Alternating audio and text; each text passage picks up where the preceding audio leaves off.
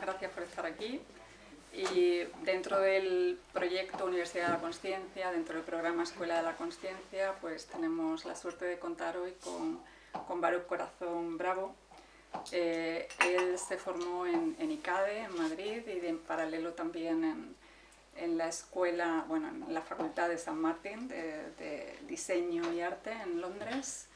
Y bueno, su carrera profesional sobre todo ha sido como diseñador de moda, y luego desarrolló su proyecto de marca con la camisa Baruch y se convirtió en emprendedor.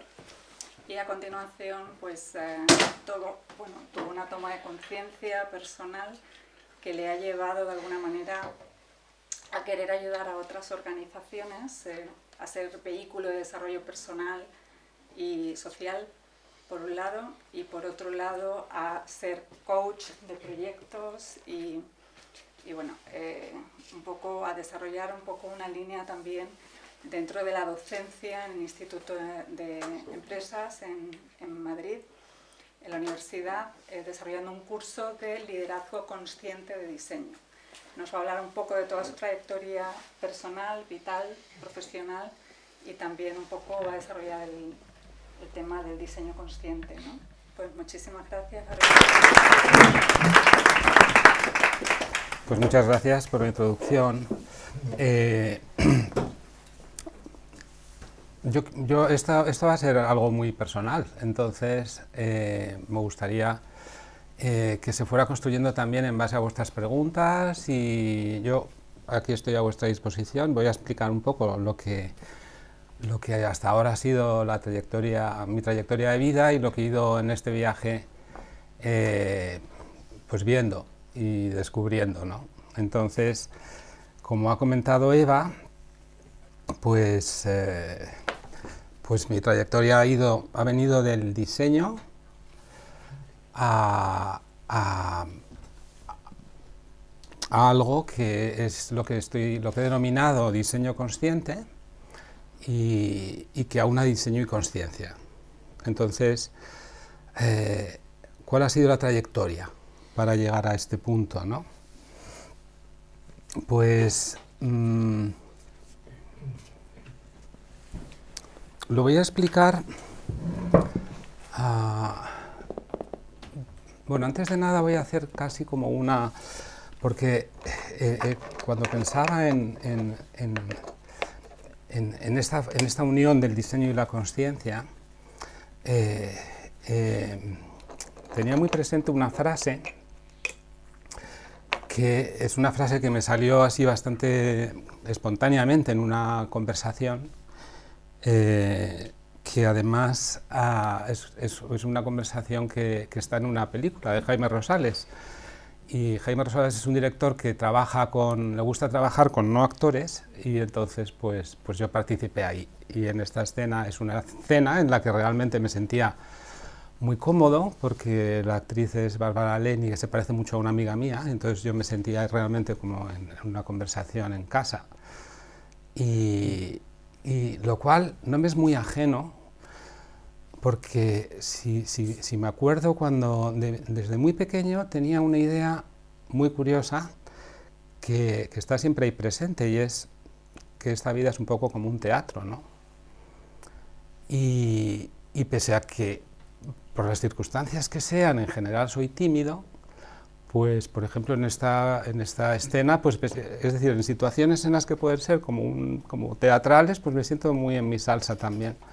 Y de hecho estuve durante 8 años haciendo un programa de televisión en el que estaba yo con la cámara y me iba inventando historias para contar, ¿no? Historias para contar. Era un programa que se llamaba De Formas y estaba especializado en arte y diseño, aquello con lo que me siento más familiarizado. Bueno, quizás antes una breve prebiografía, ¿no? O sea, mi padre fue un gran diseñador, gráfico, industrial, y fue también artista. Y yo nací pues a mediados de los años 60 en un ambiente pues, que estaba muy en ebullición. Realmente mi padre había empezado a trabajar porque me tuvieron con 20 años y se tuvieron que poner a ganar el pan. Y además pues pues vivíamos en la Plaza Mayor, en un piso muy antiguo, de estos de renta antigua, en un ambiente muy politizado. Tuve una educación muy materialista, marxista, y bueno, todo eso pues es parte, ¿no?, del bagaje este que me ha ido siguiendo. Entonces, esta idea de que la vida es un teatro siempre la he tenido desde niño, ¿no? Y desde niño también tenía esta perplejidad de decir, ¿y qué hago yo aquí? ¿Qué hago yo aquí? Además, yo había venido a un mundo en el que la situación que yo vivía como niño era de peligro constante. Mis padres iban a manifestaciones, mi tía estaba detenida, es decir, gente que por sus ideas políticas pues era perseguida. Me llegaban las historias de lo que pasaba en Argentina y yo decía, ¿y qué hago yo aquí? Y yo tengo que salir de casa con una pastillita porque si me va a pasar algo. Me aterrorizaba la tortura y el dolor físico y todas estas cosas que me contaban. Pues tendríamos que llevar todos una pastillita y en cualquier momento pues ya está, ¿vale? Y a otra, ¿sabes? O sea, como... y claro, pues bueno, ese fue un poco... de alguna manera, en esa primera etapa, empecé, no sé si ya así fruto de esa perplejidad y tal, a necesitar el silencio. Y entonces sí que recuerdo que en algún recreo, por ejemplo, tengo el recuerdo de ponerme un anorak por delante y quedarme ahí en silencio y era la paz, mientras escuchaba ahí jugar al fútbol, tal. Y bueno, luego con el tiempo, cuando he empezado a practicar la meditación, pues reconecto, ¿no?, con esos momentos. Y hubo bueno, pues yo en esa época quería ser escritor y la verdad es que he recuperado un escrito, que lo he recuperado gracias a... Yo tenía un tío que se fue a vivir a Menorca y hacía caligrafía y entonces hacía estas joyas, ¿no?, de libros en los que él pues hacía sus caligrafías con textos que me inspiraban. Y de pronto él ha fallecido ya. Y de pronto descubrí un texto que había escrito yo. Y es un texto que es este: el lenguaje y el tiempo son una misma cosa. Y el texto dice: fue cuando llegó el verbo cuando se hizo la luz. Fue entonces cuando se perdió la pureza. Fue entonces cuando se creó la confusión. Fue la creación, el pecado original y la Torre de Babel, todo unido en un mismo momento, porque entonces se hizo el tiempo. El verbo fragmentó todo y cegó al hombre de su visión absoluta. El lenguaje y el tiempo, ambos son una misma idea, ritmo, son como un diamante facetado, a través del cual hay que mirar. Vemos las imágenes descompuestas y fragmentadas. Hay que recomponer la imagen real y encajar las distintas visiones, las diferencias, como piezas de un puzzle que nos dé una imagen total. Este texto, tremendamente inspirado, que casi me cuesta reconocerlo, sin embargo, esta idea imagen del diamante es algo que se me incrustó, fue casi como una visión, y desde entonces es la manera en la que yo veo la realidad y condiciona mi visión de la realidad. Entonces, la realidad como algo a lo que no podemos mirar directamente, no podemos entender nunca directamente lo que es, sino solo la podemos ver a través de estas facetas, como un calidoscopio. Entonces estas facetas al mismo tiempo son maravillosas, es decir, y sí que hubo un momento en el que con 14 años más o menos, ¿sabes? Fue como una tormenta perfecta en mi vida, sucedieron muchas cosas en muchos campos distintos y ahí tuve una no sé, una idea, una intuición, alguna visión, que la verdad es que yo recuerdo como que lo vi clarísimo, ¿no? Y dije, a ver, en este mundo hay dos realidades, la espiritual y la material. Y yo me voy a dedicar ahora a la material, que ya tendré tiempo para la espiritual. Y eso es lo que yo decidí con 14 años. Yo necesitaba aferrarme al hedonismo y a la belleza. Tenía una necesidad vital. Y bueno, y la verdad es que entonces ahí es donde empezó ya como mi pasión por la moda. Es decir, empecé a dibujar y de pronto ya pasé de querer ser escritor a querer ser diseñador. Y no sé, o sea, esto la verdad es que, bueno, pues es lo que es. Te quiero decir que ya, para que juzgarlo, yo cuento lo que ha sido. Luego, con el paso de los años, me metí muy a fondo en la moda. Bueno, empecé a estudiar ICADE, porque me gustaba estudiar y no había estudios serios de moda, pero luego, justo con la mujer de este tío mío que vivía en Menorca, ella era modista, y después de probar algunas escuelas de moda que no me gustó ninguna, pues me fui ahí y dije, me voy a poner a hacer una colección aquí, y entonces pues hice una colección con ella, y ahí empecé a hacer unas colecciones propias que esto fue en el 86, en el 88 hice un Cibeles, y la verdad es que mi ego, que lo he tenido siempre muy protegido, pues es que el pobre no lo aguantó aquello, y entonces me fui a estudiar, es cuando hice el máster en St. Martin's, pensando ya en trabajar, en entender bien lo que era la industria de la moda y trabajar para otros. De manera que empecé a trabajar para Missoni primero, porque me conocieron en la escuela y me ofrecieron. Luego quería vivir en Madrid, me vine a Madrid, estuve trabajando con Jesús del Pozo y al tiempo pues haciendo mis proyectos propios que podía autogestionar, pues para vestuarios de teatro, que la verdad es que ahí en el teatro, en la ópera, es donde la creatividad se puede expresar en su plenitud. Y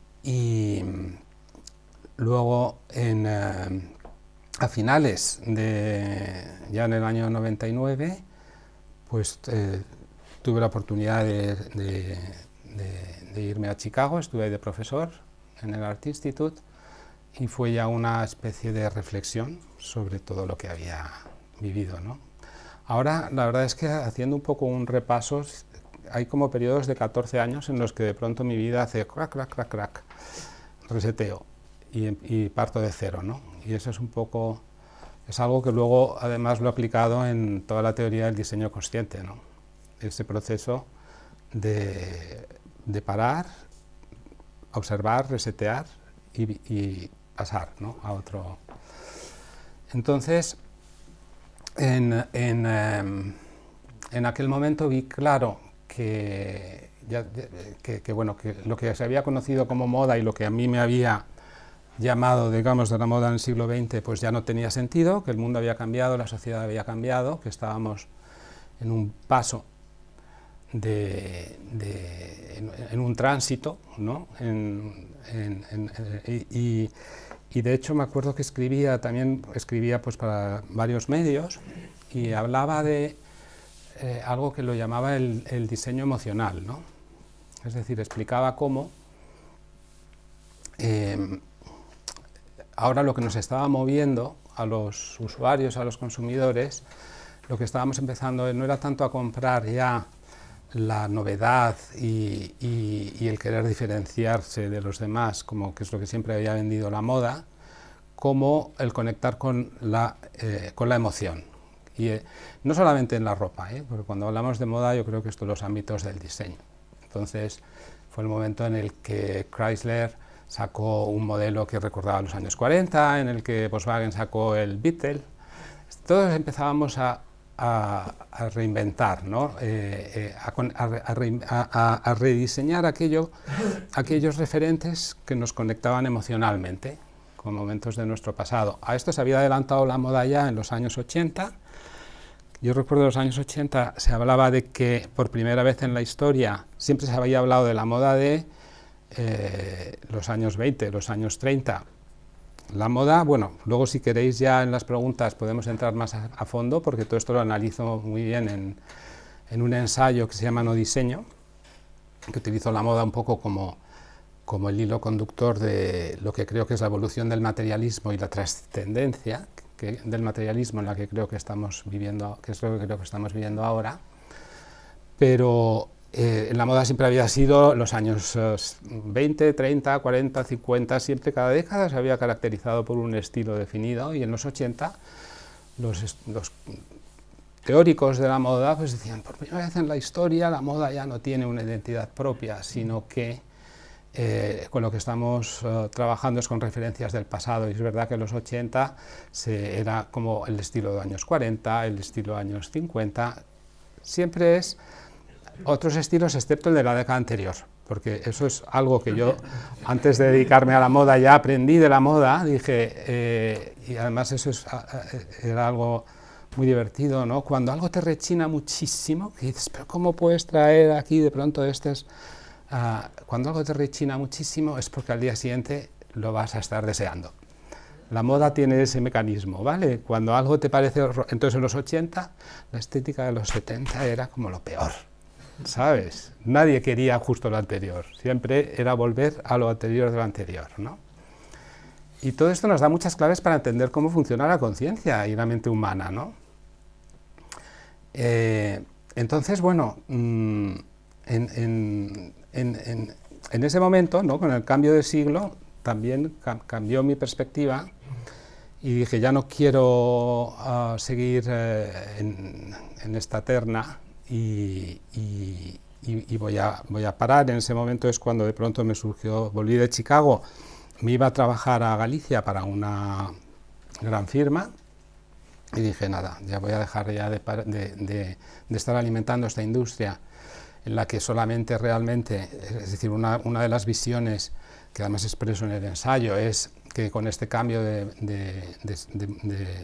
mundo y de sociedad, uno de los fenómenos que se ha producido a lo largo del siglo XX es que la sociedad se ha corporativizado, y en la moda esto ha sido como muy brutal, es decir, ya no era una cuestión de una transferencia directa de creatividad de ser humano a ser humano, sino que era una transferencia de marca o corporación a ser humano. Se había convertido en una herramienta de marketing y no de creatividad, la moda. Entonces, el único destino futuro que le veía a eso era pues Zara, que estaba empezando en aquellos momentos, H&M y estos grandes grupos. Y entonces es cuando de pronto pues la vida me fue trayendo pues eso, de casualidad, pues el programa de televisión. Empecé a hacer unas instalaciones y entonces pues me ofrecieron para una tienda temporal que abría Hermès, pues hacer una instalación ahí. De pronto me di cuenta que en el fondo, bueno, o sea, a ver, toda esta trayectoria y sumada a la experiencia de mi padre también, es decir, yo creo que lo que siempre hemos estado trabajando es sobre el tema de la identidad, ¿no? Diseño es identidad. Entonces ya puede ser la identidad corporativa o la identidad de la persona. Son las claves de la identidad con las que estamos trabajando, ¿no?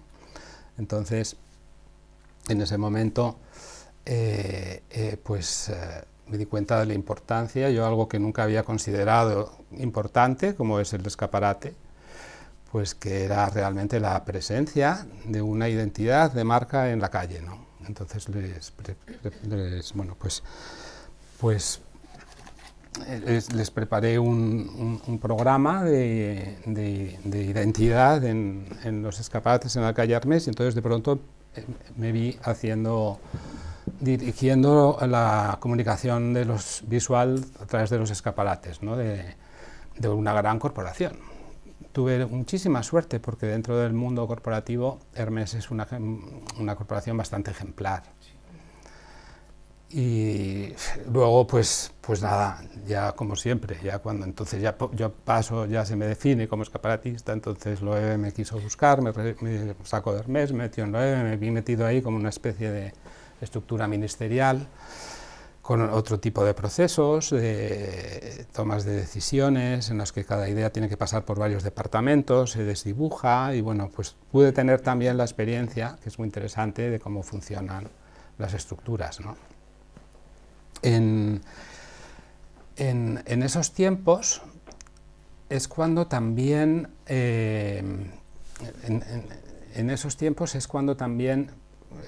perdón, porque no tiene nada que ver con el orden que había previsto, pero va saliendo así. En esos tiempos, bueno, esto es una imagen de mis primeras colecciones, hablo de los años 80, ¿vale? Y cuando estaba en esa, pues claro, en los años 80, y pues como dice la canción de Radio Futura, enamorado de la moda juvenil. Ahí es donde, eso lo viví yo a tope, ¿no? Entonces luego, pues este es el ensayo, no diseño, en el que la verdad es que es bastante reciente y ahora explico de dónde ha venido. Y entonces cuando estaba, hablo ya del año 2004, pues digo, bueno, pues estaba con Hermès, estaba con la televisión, digo, bueno, pues ahora realmente sí que quiero hacer un manifiesto de lo que yo creo, es decir, lo que yo creo que debería ser la moda hoy en día, y entonces, y esto lo voy a explicar a través de un producto, porque es muchas veces, ahora hay una frase que utilizan mucho en el mundo de startup que me encanta, y es don't talk, show, ¿no? Entonces, pues esto lo tengo que mostrar en un producto, y entonces, bueno, este fue la primera presentación que hice del proyecto Baruch, a través de, representado en la camisa, ¿no? Aquí decía, se trata de liberar a todos aquellos que se sienten atados, porque todo el mundo llevaba corbata, todos los hombres, ¿no? Atados psicológicamente por una corbata, ¿no? Y lo que proponía aquí, ¿no? Es, bueno, aquí está todo el discurso, pero lo que proponía aquí es cambiar la relación con la moda, ¿no? Es decir, que tener un producto que es una camisa, que es una camisa que habla un lenguaje universal. Aquí vemos, pues esta es la camisa con el corte europeo, que es a la que estamos acostumbrados, con el corte asiático, que es el kurta, que es por la rodilla, el norte de África, que es el kaftán, que es hasta el tobillo, y la guayabera, que es de las Américas. Entonces es encontrar la esencia de una camisa, ¿no? Y ayer hablaba con Eva, ¿no? Y digo, la verdad es que me hubiera encantado si hubiera una profesión que fuera esencialista, porque lo que me encanta es conectar con la esencia de las cosas, ¿no? Entonces, la esencia de una camisa, ¿cómo debe ser? Pues que no, por ejemplo, los botones. Normalmente siempre usamos botones de plástico, además, y ¿por qué los estamos enseñando todo el tiempo? Entonces, si no es decir, un buen diseño es un diseño en el que todo lo que aparece es significativo, es relevante. Si el botón no dice nada, pues van ocultos con una tapeta, y eso que son botones de nácar, ¿no? De madreperla. Y por eso el cuello lleva dos ojales, para no estar siempre enseñando un botón, y vienen siempre con una pieza, un gemelo, si quieres llamarlo así, que se lo puedes poner o quitar. El cuello es un cuello pensado para llevar sin corbata, tiene una altura que es más alta que el Mao clásico, porque los occidentales estamos acostumbrados a una altura mayor. bueno, varios, son múltiples detalles, ¿no? Y al final todos esos detalles terminan en un diseño muy limpio, muy esencial. Entonces, bueno, pues esta camisa concepto, porque realmente la primera la presenta en una feria de arte, pues le gusta mucho a una Elena Benarroch, que tenía una tienda en Madrid, y ahí el primer cliente que llegó fue Daniel Barenboim, el director, y entonces pues encargó 7. Y empezó a convertirse pues en un referente, ¿no? la camisa. O sea, es increíble porque a lo largo de todos estos años siguen existiendo, y hace ya más de 18. Y a lo largo de todos estos años muchas veces he tenido la sensación de que no decido yo, decide la camisa. La camisa decide además dónde quiere llegar. Pasan cosas rarísimas, por ejemplo, cuando hice la guayabera, pues de pronto le llegó al presidente de Colombia entonces, a Santos, y además es la que decidió ponerse para la firma del Tratado de la Paz. Yo no se la mandé, yo no se la regalé, no... y bueno, pues va llegando ahí a donde ella ve, ¿no? Este es el Kurta.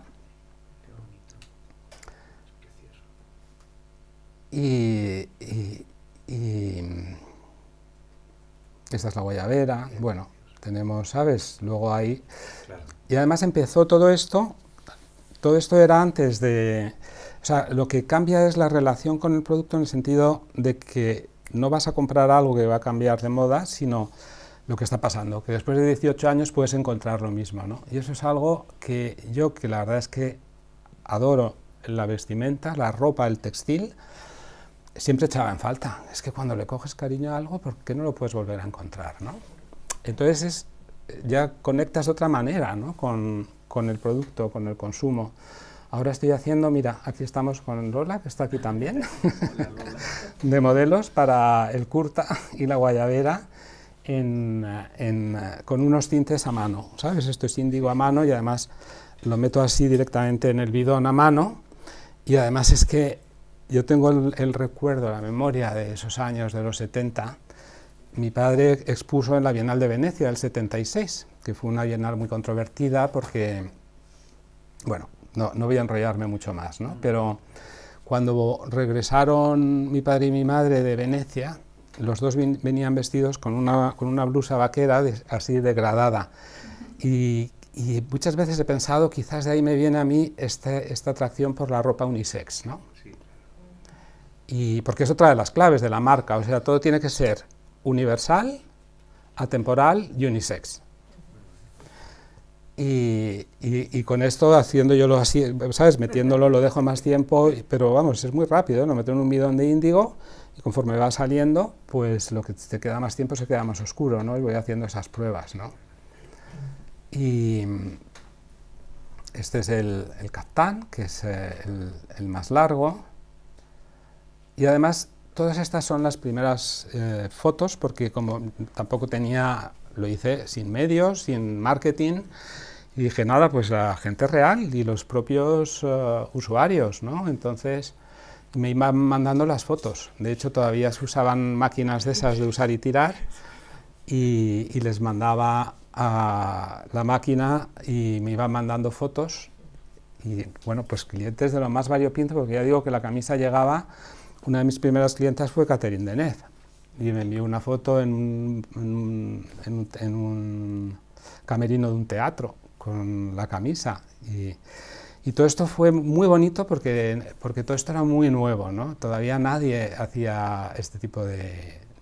Después, unos años después, Gap ya hizo campañas de las prendas en gente real, y después Louis Vuitton escogió también a Catherine Deneuve para hacer las fotos, y a Gorbachev, si os acordáis, y tal.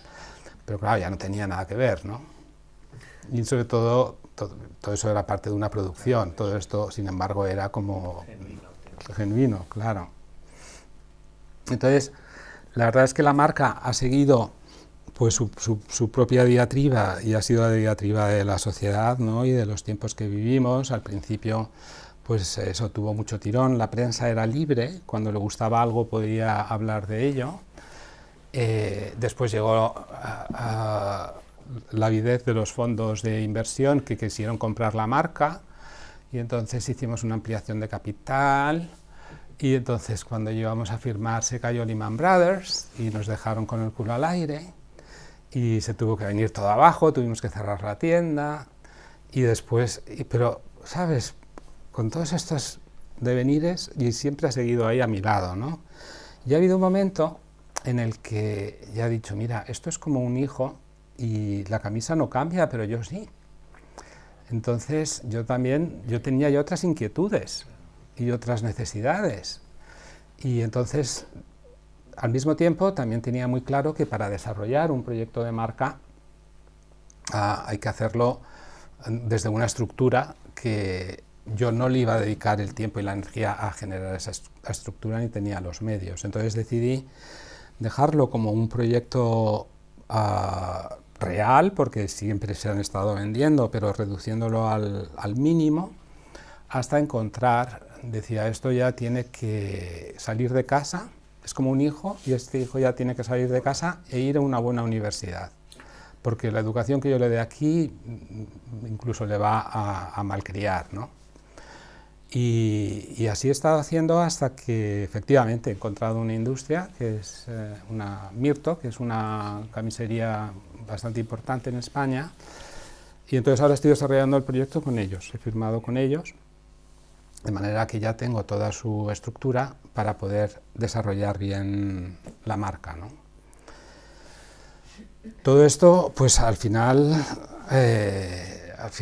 solamente he mantenido entre tanto, o sea, yo solamente hacía lo que pudiera atender directamente y era un punto de referencia, que es una tienda en Londres que se llama Connolly, que además es precioso porque está alineada también con esta idea de esto atemporal unisex también, y ya está, solamente con... Y ahora, bueno, pues espero con Mirto, está yendo muy lento porque toda la industria de la moda está desmantelada prácticamente, como tantas otras industrias, con el tema de los transportes de las materias primas del tal. Está yendo muy lento, pero por lo menos lo que tenemos está ya muy consolidado, ¿no? Y esa es un poco... Entre tanto, pues hablaba de los 14 años, es verdad que en el 2000 y en el 2014 entonces también empecé a darle es cuando ya tomé esta decisión y decir, bueno, voy a ocuparme, que no quiero que muera esta idea, sobre todo porque hay una cosa que es increíble y es tener clientes que después de 18 años te siguen preguntando y pidiendo, que es que no encuentro una cosa igual, que tal, y sin embargo a mantenerlo en la estructura básica, y yo ya que necesitaba hacer otro parón, otro reseteo y entender. Y entonces aquí han confluido, mi primera, digamos, introspección me llevó a encontrar fórmulas para poder, desde el ámbito de lo creativo, que encuentro que es mi medio, poder generar acciones positivas, y desarrollé un concepto que todavía no he podido poner en marcha en ninguno de los proyectos, y lo llamo Social Healing Art, arte de sanación social, es decir, mediante acciones creativas generar cambios sanadores en la sociedad. Por otro lado, digamos, la fuerza de dentro me iba saliendo en la pintura, que es algo, un territorio que yo me había autovetado, y tuvo que salir pues a partir de esta lámpara, que es una lámpara de araña de una abuela mía, y de pronto pues veis que hace sombras, y entonces como sí que tuve la necesidad de empezar a experimentar con pigmentos y con aceites, y bueno, y de ahí entonces he empezado a trabajar a partir de las sombras de la lámpara, que salen mundos que ni yo reconozco. Entonces estoy desarrollando ahí una técnica que es conectar con esos mundos que están ahí debajo y de las sombras y que yo no sé ver, y dejar que afloren, ¿no? Y ahí es un proceso casi de autodescubrimiento, ¿no? De ir, autoconsciencia, sí, porque van saliendo, sí, y está muy vivo, muy, esto, la verdad es que claro, pasa como con todo, yo lo voy desarrollando a mi escala y luego de pronto el problema es cuando ya tienes la etiqueta, ¿sabes? Ya eres escaparatista, pero entonces tú eres escaparatista o diseñador, y ahora escribe, entonces eres escritor, y entonces y eres pintor, y entonces todo eso lleva muchas más cosas implicadas, porque todo tiene un ecosistema. Si eres pintor tienes que estar haciendo ferias y tienes que tener una galería, y de todo eso, es que yo creo que de verdad que todo eso ya hay que trascenderlo, ¿no? Y en la medida, y luego, por otro lado, pues, digamos, todo eso que estaba latente, evidentemente, ya en mi adolescencia, y que tuve con 14 años que decir, yo decía, o sea, si existe Dios, me ha traído aquí, y no para preguntarme si existe o no, sino para hacer lo que tengo delante, y en ese momento lo que tenía delante era esto. Pero luego, con la madurez, pues claro que retomo, y retomo la meditación. En el Zen encuentro una conexión muy directa con el estilo de meditar que yo había experimentado de pequeño, y voy iniciando ahí también, pues eso, un trabajo de... Entonces, todo esto lo resumo en la frase del principio, en sin verdad no hay belleza. ¿Y por qué lo resumo ahí? Porque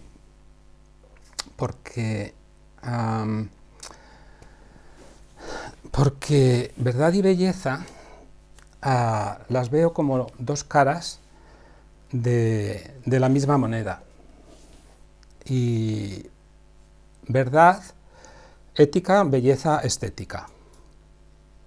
Ética y estética, verdad y belleza aluden a lo mismo. Son dos expresiones de una misma cosa. ¿Y qué cosa es esa? ¿Qué representan?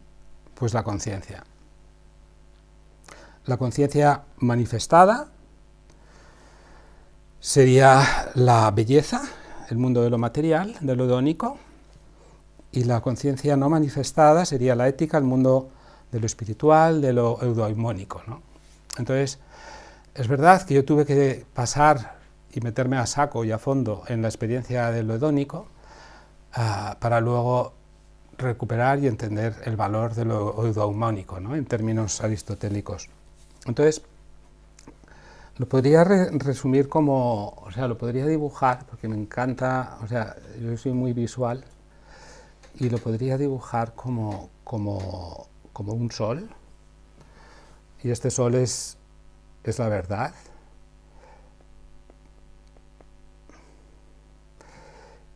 Y los rayos del sol, que es lo que nos ilumina, serían la belleza, ¿no?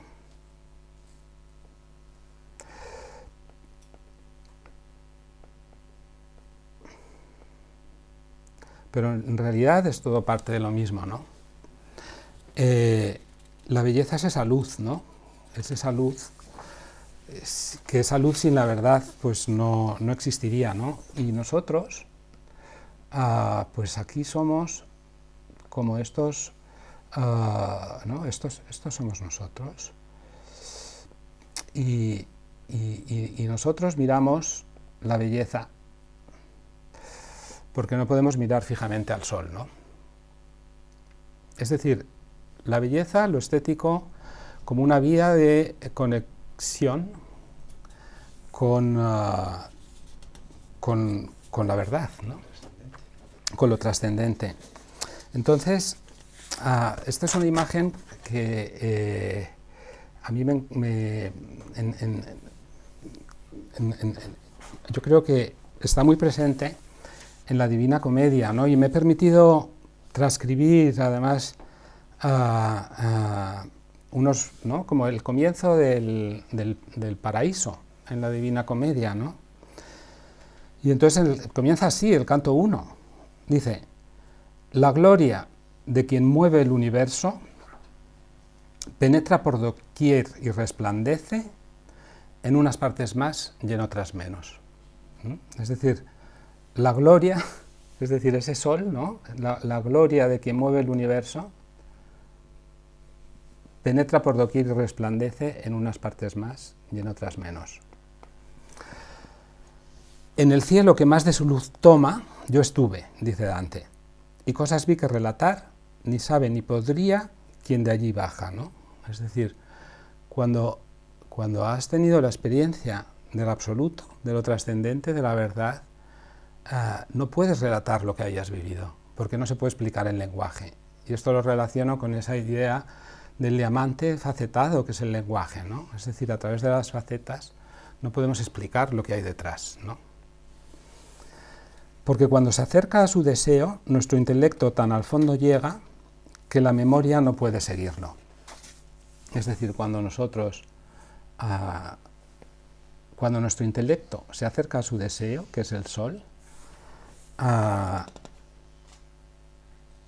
memoria no puede seguirlo. Aquí ya no funciona, ¿sabes? Ya aquí no funcionan ni memoria ni lenguaje, ¿no? Luego lo continúa Dante, ¿no? Cuando vi a Beatriz vuelta a su izquierda en dirección al sol mirando fijo, y comenta, nunca un águila así clavó su vista, y tal como un segundo rayo suele del primero salir, volviendo arriba, o como un peregrino tornar quiere, de su gesto, infundido por mis ojos y en la imaginación el mío salió, y más de lo normal el sol miré. Es decir, Dante está mirando a Beatriz, que a su vez Beatriz está mirando al sol. Dante no puede mirar fijamente al sol, pero sí que puede mirar a Beatriz mirando al sol. Beatriz es la belleza. Muchos alcanza allí, dice, cuando él ve el sol a través de Beatriz, muchos alcanza allí que aquí no alcanza nuestra capacidad, nuestro intelecto, el lenguaje, pues es el sitio que destinado fue a la humana especie. No lo soporté mucho, ni tampoco que no pudiera ver chisporroteos cual hierro que candente deja el fuego. Es decir, Dante se atrevió a mirar un poco al sol, no lo soportó mucho, pero tampoco como para no entender que de ahí saltan chispas. Y pareció de pronto día a día sobreañadirse, como si el que puede, cuando él dice el que puede se refiere a Dios, como si el que puede con otro sol el cielo embelleciera, ¿no? Es decir, dice, y pareció que había dos días, que había dos realidades, dos planos, ¿no? Y esto ahora me está haciendo recordar a la breve conversación que hemos tenido antes, ¿no? Como lo importante que es desde dónde, es decir, en esta vida podemos estar leyendo, y esta situación que estamos viviendo, ¿no? Mundial, en la que realmente nos están llegando unas informaciones de una frecuencia depresiva, pero ¿desde dónde nosotros miramos a la vida, ¿no? ¿Desde dónde, desde cuál de estos dos soles, ¿sabes? Porque la vida sigue siendo la misma y el sol sigue estando ahí. Y según desde dónde lo estemos mirando, pues es que estamos viviendo dos realidades distintas, dos días distintos, ¿no? Entonces, es desde dónde. Y este desde dónde bueno, Dante finaliza ya, dice, Beatriz miraba fijo las eternas esferas, mientras yo fijaba en ella la mirada apartada de allí arriba, ¿no? Es decir, es esta secuencia que me parece sublime, ¿no? Del el observador, lo observado, que es la belleza, y a lo que alude, ¿no? De dónde viene la luz a esa belleza, ¿no? Entonces, esta idea de desde dónde es, y ahora ya conecto con el diseño consciente, es decir, el libro, el ensayo este no diseño, realmente es la mitad de toda una serie de reflexiones que hago en torno a la verdad y a la belleza. ¿Qué sucede? Que en el mundo editorial y otra vez en el mundo del mercado y del marketing, pues no se comprende en esta fusión.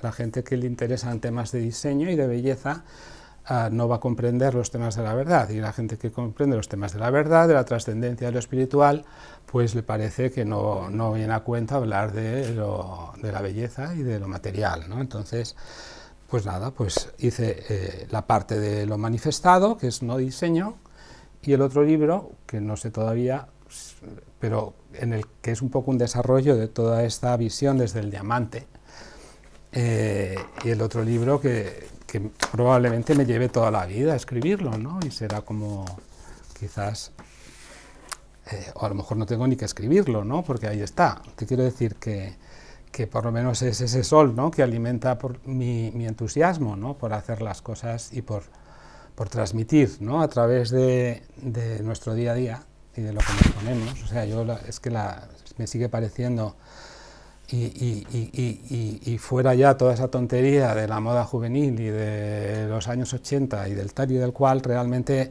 la ropa es algo muy significativo, no hay más que demostrarlo, ¿no? Como todos nos significamos con nuestras vestimentas. Desde que nacemos hasta que morimos, estamos todo el tiempo con nuestra piel. Es que hasta el cadáver le ponemos una tela encima, es que es alucinante, ¿no? Es que, y la calidad también, es decir, no digo la calidad de que sea más caro o menos caro, digo la calidad de que sea natural, es decir, con qué va a estar en contacto tu piel en cada momento, ¿no? Durante toda nuestra vida, ¿no? Entonces, bueno, a lo que iba, el diseño consciente, bueno, toda esta teoría que voy desarrollando y que además digo, pues es que, claro, lo que aquí planteo es que estamos viviendo realmente un cambio de paradigma, y un cambio de paradigma es algo muy gordo. Mira, tengo algunos dibujos en diseño consciente en los que plasmo, ¿ves? Esto es, así es como entiendo, es decir, un paradigma es la visión desde una consciencia colectiva, y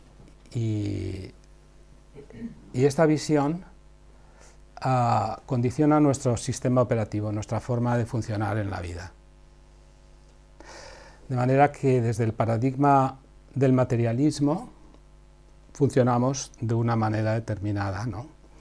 Pero yo creo que estamos en este momento en el que somos capaces de vernos desde fuera, es decir,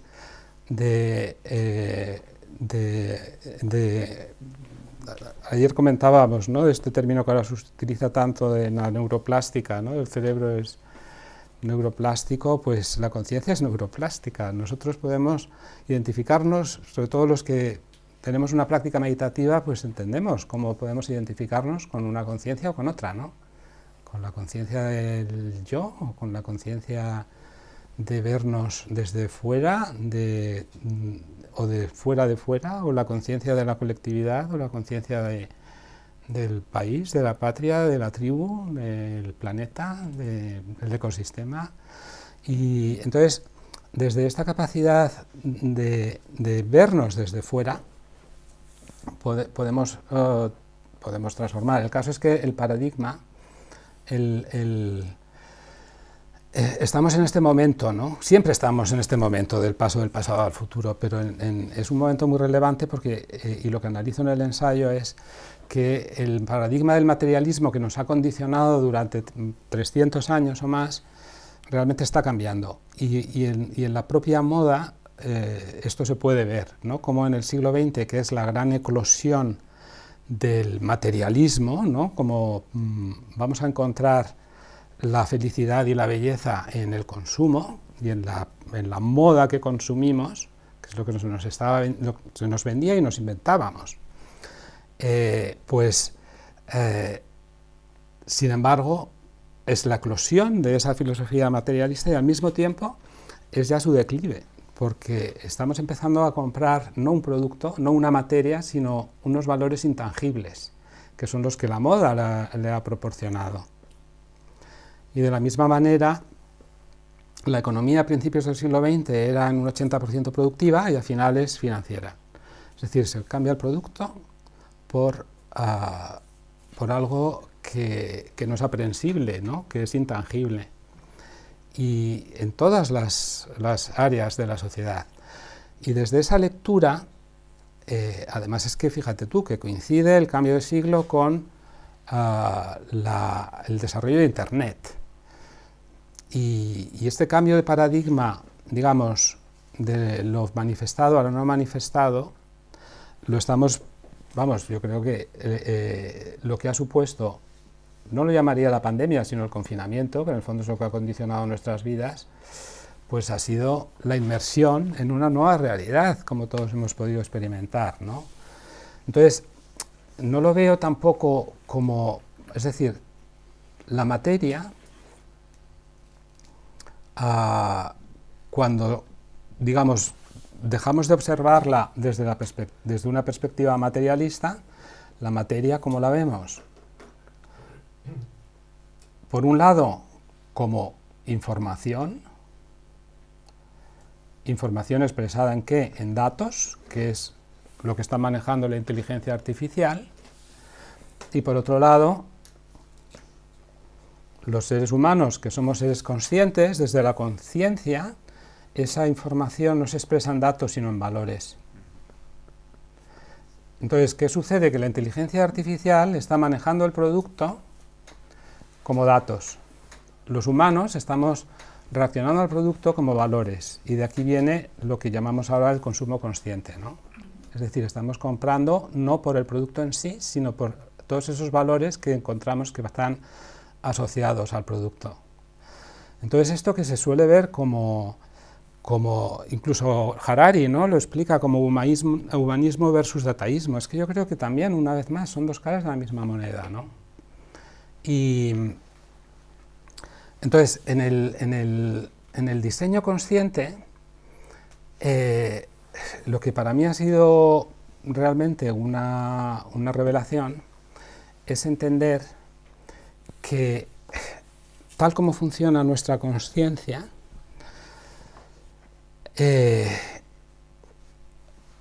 si en lugar de nuestra consciencia pensamos en otro tipo de consciencia, como es la de un ser colectivo, como la de una corporación o un proyecto, funciona igual. Es decir, que realmente sí que es neuroplástica, ¿no?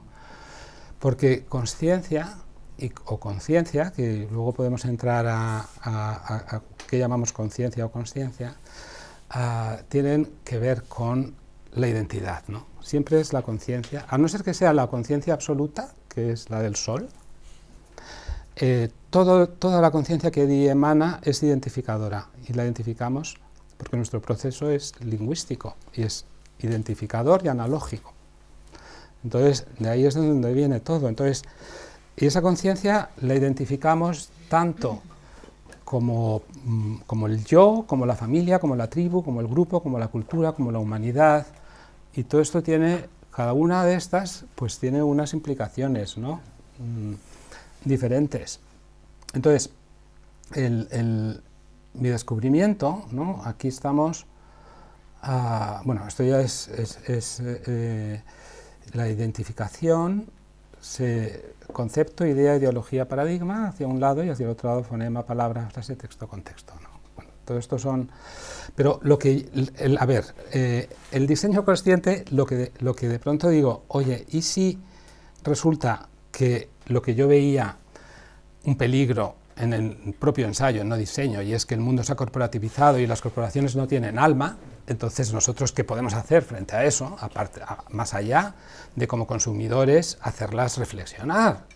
Pero no porque ellas tengan capacidad de reflexión, sino porque, como ellas quieren vender, pues en función de nuestras decisiones de compra, vamos a condicionarlas. Y sin embargo, la revelación ha sido un poco decir, oye, no, ¿y si realmente hay una conciencia? Porque si hay una identidad, hay una conciencia. Claro que hay una identidad, pero si las marcas quieren oler, igual que olemos nosotros, y quieren sonar, o sea, cuando crean un espacio en el que nosotros vayamos a comprar, quieren que huela y que suene y hablar un lenguaje y lucir, o sea, es que utilizan, ¿por qué? Porque no son más que proyecciones de nuestra identidad en otras identidades, y entonces utilizan nuestros mismos códigos de identidad, claro que tienen conciencia. Entonces, imagínate, y yo las veía y en el ensayo lo explico como dinosaurios, digo, nos van a fagocitar, o sea, son los nuevos dinosaurios, ya la época de los humanos ha acabado y llegan los nuevos dinosaurios, que son las corporaciones, y de pronto Pues este es un dibujo de la serie de Prime, que es una serie de dibujos en los que al final dices, oye, ¿y si resulta que al revés podemos hacer que se conviertan en los vehículos de transformación? ¿Conectando cómo? Conectando con esa conciencia que está detrás de ellas y que no pensábamos que no existía. ¿Por qué pensábamos que no existía? Porque estábamos pensando desde el materialismo, desde una conciencia materialista, desde un paradigma materialista. Claro, entonces, si realmente con esto se consigue algo, pues sería muy significativo, ¿no? Muy beneficioso para todo el mundo.